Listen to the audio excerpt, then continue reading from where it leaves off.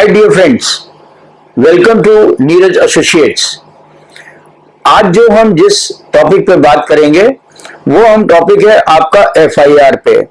FIR पे जो कि आपकी प्रथम सूचना रिपोर्ट कहलाई जा रही है और जो कि अंडर सेक्शन 154 सीआरपीसी के तहत दर्ज की जाती है कॉग्निजेबल ऑफेंसेस या जिसको हम कहते हैं संज्ञेय अपराध के अंदर। इस एफआईआर के अंदर जो हम आज बात करेंगे वो हम डिफेंस की साइड से बात करेंगे कि डिफेंस की साइड से जब हमको हमारे सामने एफआईआर आती है तो हमें किन किन चीजों पे बारीकियों से ध्यान देना चाहिए, चाहे वो हम बेल कराने जा रहे हो, चाहे हम अरेस्ट के लेने जा रहे हो या हम जिस समय ट्रायल में जा रहे हैं तो चार्जशीट कंप्लीट होने के साथ और जो आपकी केस डायरी है उसके तहत हमको जो है एफआईआर प्लस और जो भी दस्तावेज हैं उनकी समस्त जानकारी डिफेंस की साइड से किस तरीके से किन बारीकी निगाह से देखना चाहिए उस पर मैं आपसे विस्तृत बात करूंगा डिफरेंट वीडियोस के अंदर। आज जो है अभी जो हम बात कर रहे हैं वो हम एफआईआर पे बात कर रहे हैं। अगर आपने हमारे पुराने वीडियोस नहीं देखे हैं तो प्लीज देखिए और उसमें भी हमने जिक्र किया हुआ है, उनको सब्सक्राइब कीजिए और शेयर कीजिए। अभी जो आज बात करूंगा इस वीडियो के तहत एफआईआर पे जो बात हो रही है उसको प्लीज ध्यान से देखिए, सुनिए और उसका फॉर्मेट जो आपका प्रिस्क्राइब्ड है उसको भी हम आपके सामने दे रहे हैं। इसमें जो मेन चीज आती है जब कोई भी व्यक्ति जो कि पीड़ित है और या कह लीजिए एग्रीव्ड है, जो भी जिसके संग जो घटनाएं कारित हुई हैं वो अपनी व्यथा को लेके वो अपने जो उसका ज्यूरिडिक्शन जहां पर आ रहा है उस पुलिस स्टेशन पर जाता है। जब उस पुलिस स्टेशन पर जाता है और वो कॉग्निजेबल ऑफेंस होता है तभी पुलिस वाले जो है उसमें वहां पर एफआईआर दर्ज करते हैं अंडर सेक्शन 154 सीआरपीसी के तहत। अब आता है उसमें जो एफआईआर का जो फॉर्मेट है उसमें सबसे पहले जो आता है फर्स्ट में वो आता है डिस्ट्रिक्ट कि कौन सा जिला है, साथ में कौन सा आपका थाना है और किस साल की एफआईआर है। फिर बाद में जो उसका नीचे जो है वो केस क्राइम नंबर दिया होता है जिसको कि हम प्रकरण अपराध संख्या कहते हैं। साथ ही साथ उसमें तारीख भी रहती है कि किस तारीख को ये एफआईआर दर्ज की गई। अब आता है 2 नंबर पे जो कि सीरियल नंबर कहलाता है। उस सीरियल नंबर में एक्ट्स आते हैं, अधिनियम आता है, उसके बाद सेक्शंस आते हैं। सेक्शंस जिन सेक्शंस में चाहे वो आईपीसी की हो या किसी अन्य और सेक्शंस जो कि आपराधिक उससे लिंक्ड हैं उसकी वो धाराएं वहां पे आपका उल्लेख होता है। बाद में जो थर्ड पॉइंट आता है वो दोस्तों आता है occurrence ऑफ ऑफेंस कि अपराध की घटना। अपराध की घटना जो है वो कब और किस दिन किस समय कारित की गई उसका उल्लेख होता है। उसमें दिन की बात होती है, किस तारीख से अगर सपोज कई घटनाएं हुई हैं या कोई सपोज पारिवारिक घटनाएं चलती चली आ रही हैं जिसमें कि आपके चाहे 498A से रिलेटेड हो या अन्य कोई किसी अपराध तरीके की घटनाएं हैं तो उसमें उनका दिन और किन दिन से चली उनका जिक्र रहेगा। साथ ही साथ इसमें आपका information received at police station, मतलब किस पुलिस स्टेशन पे जो वो इंफॉर्मेशन दी गई वो किस दिन दी गई और किस समय पे दी गई। साथ ही साथ इसमें जो है जरूरी आता है जनरल डायरी रेफरेंस जो कि रोज नामचा संदर्भ होता है, उसका जिक्र होता है, एंट्री नंबर होता है, साथ ही साथ टाइम भी होता है। अब आता है चौथे नंबर पे, फोर्थ नंबर पे टाइप ऑफ इंफॉर्मेशन, मतलब सूचना का प्रकार कैसा है। Whether the information which has been parted at the police station that has been parted in writing or orally, तो वो दोनों चीजों का उसमें उल्लेख रहेगा। अगर ओरली है तो ओरल का रहेगा और अगर इन राइटिंग दी गई है आपके कंप्लेंट जो प्रथम सूचना रिपोर्ट या प्रार्थना पत्र जिसको कह लीजिए पुलिस को, तो वो वहां पर उसका वो प्रकार रहेगा। प्लेस ऑफ अकरेंस, घटना स्थल। घटना स्थल से यहां पर तात्पर्य यह है कि जो थाने से और जिस जगह पे वो घटना कारित हुई है उसमें उसकी दूरी कितनी थी। वो 1 किलोमीटर दूर था जहां पे घटना कारित हुई, 2 किलोमीटर है, 5 किलोमीटर है, 10 किलोमीटर है, वो that has to be mentioned by the police. अब बात आती है कि इसमें बीट नंबर भी है और बी पे जो इसमें आता है आपके 5वें नंबर में वो आता है एड्रेस कि मकान किस जगह पे, कौन सी जगह पे वो स्थित है, मकान नंबर क्या है, मोहल्ला कौन सा है, और वो थाना ऊपर आएगा कि किस थाने पे वो किया हुआ है, उस थाने पे निर्धारित। फिर सी में आता है इन केस कि outside in the limit of the police station, अगर वो पुलिस स्टेशन के जुरिडिक्शन में वो क्षेत्र नहीं आ रहा जहां पर कि वो घटना कारित हुई थी, तो उसका भी जिक्र आएगा कि वो कहां पर हुई है और किस थाने पे। सपोज एक मैं हाइपोथेटिकल केस ले लेता हूं कि कोई घटना कारित हुई गोमती नगर में, और गोमती नगर के बाद वो आपका पुलिस स्टेशन हजरतगंज की तरफ अगर जाके वो लिखाता है, तो अगर पुलिस एफआईआर लिखती है तो उसमें उसको घटना का ये स्थान बताना होगा, लिखना होगा। अब आता है 6 नंबर पे, which is like the complainant और इंफॉर्मेंट जो होता है, जिसको कि हम लोग ये कहते हैं शिकायतकर्ता या सूचनाकर्ता, जो भी जिस आदमी ने भी सूचना दी या जिस आदमी जो शिकायत करता था उसके बारे में। क्योंकि हो सकता है कभी कभी ऐसा भी हो जाता है कि किसी ने कोई घटना देखी, उसने आके उस चीज का उल्लेख किया, या जिसके संग जो घटनाएं कारित हुई है उसने उल्लेख किया। अब जब इनका उल्लेख आएगा तो उसमें उस चीज का सारा नाम आएगा कि किस आदमी ने आके इंफॉर्मेशन दी, उसका नाम,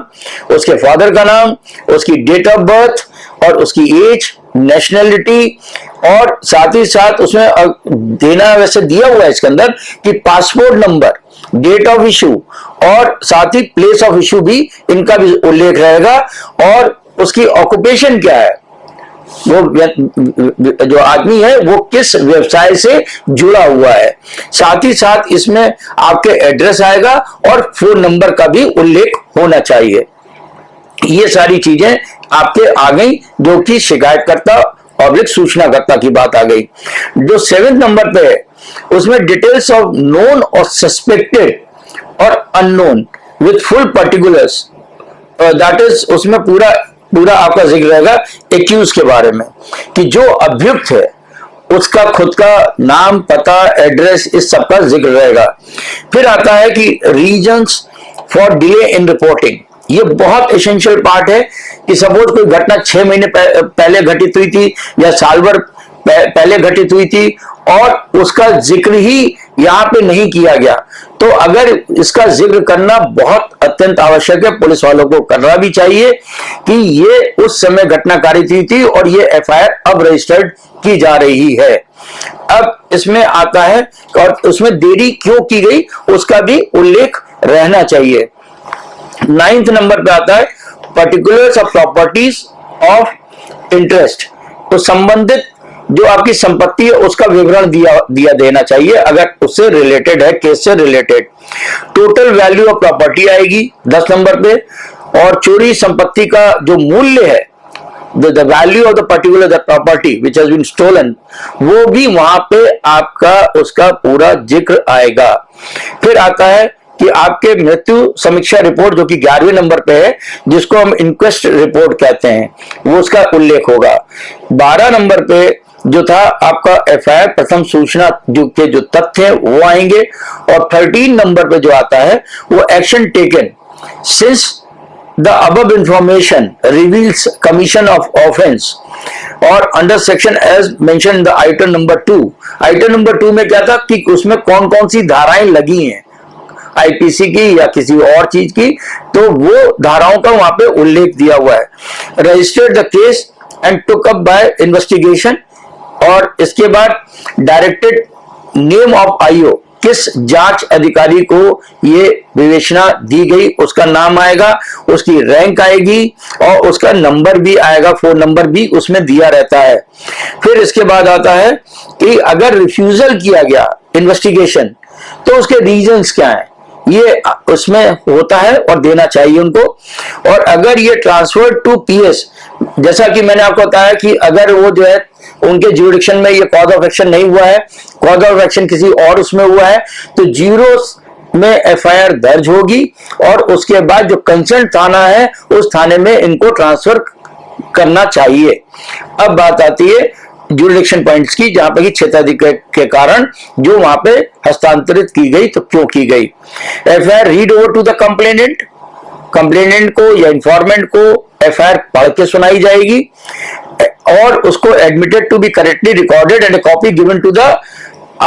कंप्लेनेंट और इंफॉर्मेंट और that to be free of cost. ये सारी चीजों का इसमें आपका उल्लेख होना चाहिए विच इज अ मैंडेटरी।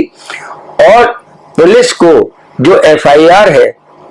वो उनकी बाध्यता है, अगर कॉग्निजेबल ऑफेंस है that is a mandatory to lodge an FIR, जिसके बारे में पहले भी मैंने एक वीडियो में आपको बताया था, उसको जरूर देख लीजिएगा। उसमें इस चीज का जिक्र किया हुआ है कि जो आपका ये है आपका ललिता कुमारी, उस ललिता कुमारी के अंदर पूरा उल्लेख किया हुआ है कि किस तरीके से उसका अटैचमेंट भी है कि पुलिस के लिए क्यों बाध्यता है और उसमें पुलिस को एफआईआर दर्ज करना मैंडेटरी है। अब बात आती है कि डिफेंस की तरफ से अगर हम काउंसिल हैं तो हमें किस तरीके से उन एफआईआर को देखना चाहिए अपनी पैनी निगाह से। पहली चीज तो ये आती है कि जो आपके कृत्य आपराधिक हुआ है वो किस तारीख को कृत्य हुआ है, वो डेट हमको देखनी चाहिए और किस डेट में वो एफआईआर दर्ज की गई है वो हमको एफआईआर के हिसाब से बिल्कुल पता होना चाहिए। अब बात आती है कि इसमें जो आपका जो सीरियल नंबर 2 था उसके अंदर इस चीज का उल्लेख किया हुआ है कि किस एक्ट के तहत और किस सेक्शंस में एफआईआर दर्ज की गई। अब बात आती है कि जब जो एक्ट्स लगे हैं उसी के हिसाब से जो सेक्शंस लगे हैं तो जुरिडिक्शन जो कोर्ट्स का है वो जुरिडिक्शन कोर्ट का उसी के अनुसार बनेगा। अब हम नेक्स्ट उस पर आ जाते हैं इसी के अंदर कि जो सेक्शंस दिए गए हैं उसमें हमको ये देखना चाहिए पहले कि जो सेक्शंस हैं वो आपके जो है वो कॉग्निजेबल तो है ही, साथ में वो बेलेबल है या नॉन बेलेबल है। हो सकता है उसमें से आपके 5 सेक्शंस लिखे हैं, 5 सेक्शंस में से 3 या 4 या 2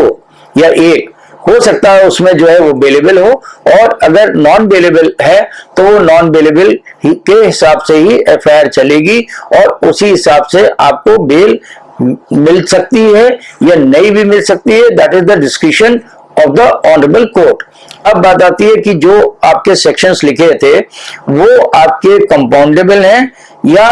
नॉन कंपाउंडेबल हैं। अगर कंपाउंडेबल हैं तो उसमें क्या सुलह समझौता हो सकता है, मगर क्योंकि जो नॉन बेलेबल ऑफेंस था तो नेचुरली वो जो है नॉन कंपाउंडेबल होगी और नॉन कंपाउंडेबल में हम सुलह समझौता नहीं कर सकते और that is on the gain on the discretion of the court. और हो सकता है कि कुछ चीजें ऐसे सेक्शंस भी हैं जिसमें कोर्ट भी परमिशन नहीं देता है। फिर आता है कि जो whether the case is going to be trial by the magistrate और द सेशन कोर्ट और बाय स्पेशल कोर्ट। तो ये तीनों कई चीजें हैं, 1 2 3 4 इस तरीके से हमारे को ये देख लेना चाहिए। अब बात आती है कि अपराध की जो घटना है वो अपराध की घटना कहां पर किस दिन कारित हुई थी वो तारीख भी हमारे को ठीक से पता होना चाहिए, क्योंकि हो सकता है कि घटना आज से 5 दिन या 6 दिन पहले कारित की गई हो और एफआईआर जो है वो आज की तारीख में दर्ज की जा रही हो। साथ ही साथ इसमें जो है आपके जो थाने पे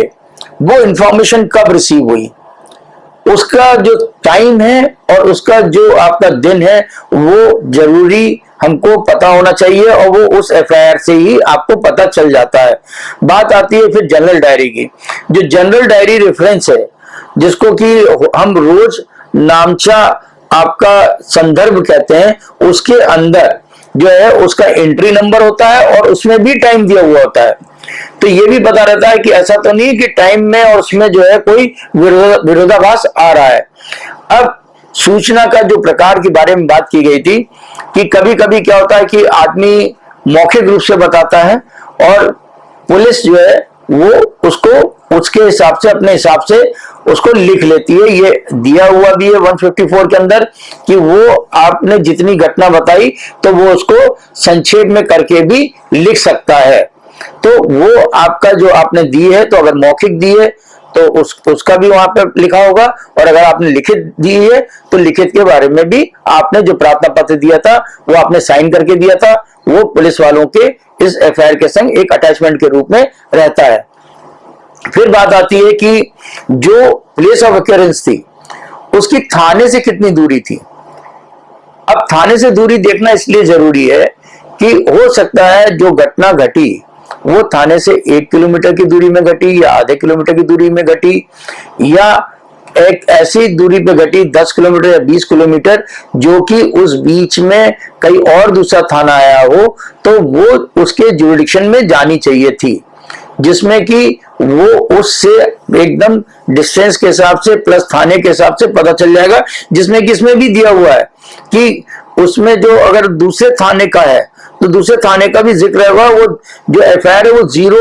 उसमें आपके केस क्राइम नंबर में दर्ज होगी, जो कि बाद में उस थाने को कंसर्न थाने को भेज दी जाएगी, तो वहां पे केस क्राइम नंबर उसके अंदर लिखा जाएगा। एक और फिर बात आती है कि आपने एफआईआर सब वो 4 दिन बाद कराई या 5 दिन बाद कराई या 1 महीने बाद कराई घटना की, तो उसमें जो रीजन है डिले का